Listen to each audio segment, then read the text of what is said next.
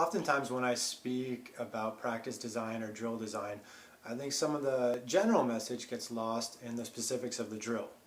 Coaches like a specific drill, so they ignore the basic points that I'm trying to make and focus on the drill and defending the drill that they like to use.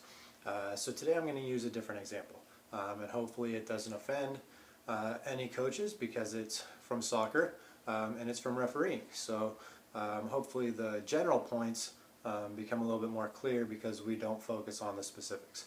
So I was refereeing at a big tournament this weekend, and prior to the tournament they had a short referee clinic, if you will, training session. And so one of the drills that they did, they set up a square, they had 3 offensive players, and then the 4th player served as the center referee.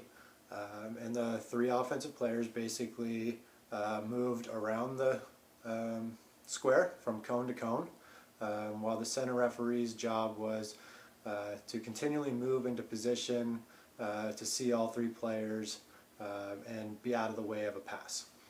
So the idea and the concept, or the skill if you will, was clear, and it was important. You know, one of the things as a referee that you want to do is stay out of the way, but also stay close enough to play that you're in position to make a call. So as a referee, you're always balancing those two things. How can I stay far enough away that I don't interrupt play, but close enough that I'm in a good position to make the call? But the problem is the way the drill was designed and the feedback that the referee mentors and assigners gave. It was basically referees running, working really hard in a very short space to avoid the ball and change their positioning in a way that you would never do in a game.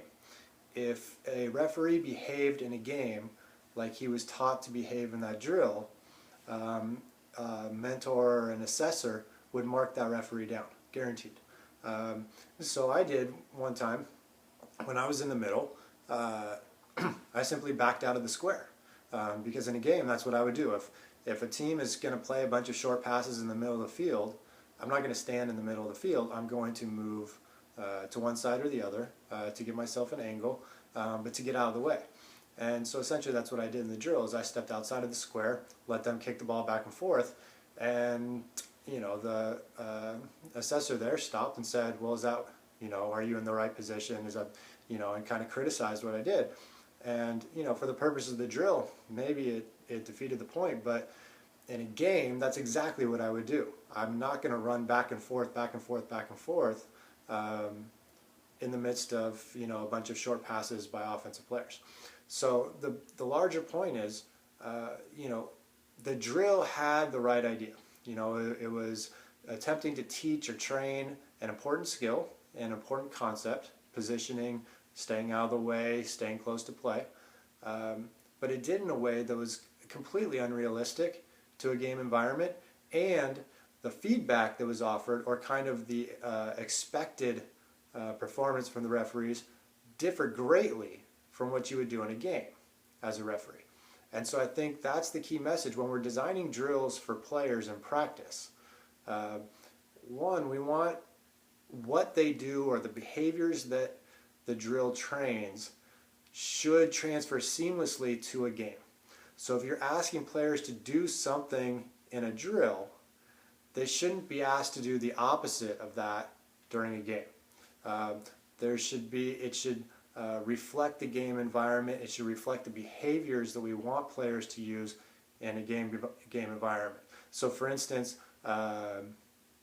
if we played a game, let's say a passing tag type game, and we allowed players to travel, that's not training the behaviors that we want to use on the court. Where maybe the passing is exactly what we want to work on, and maybe it's a contested passing drill, and that's great, and it's something that is important, but we're training it in a way, or setting up a drill in a way, that we're teaching behaviors that aren't applicable to a game. And so there's a confusion there between, well, I did this in the drill versus what I'm going to do in a game.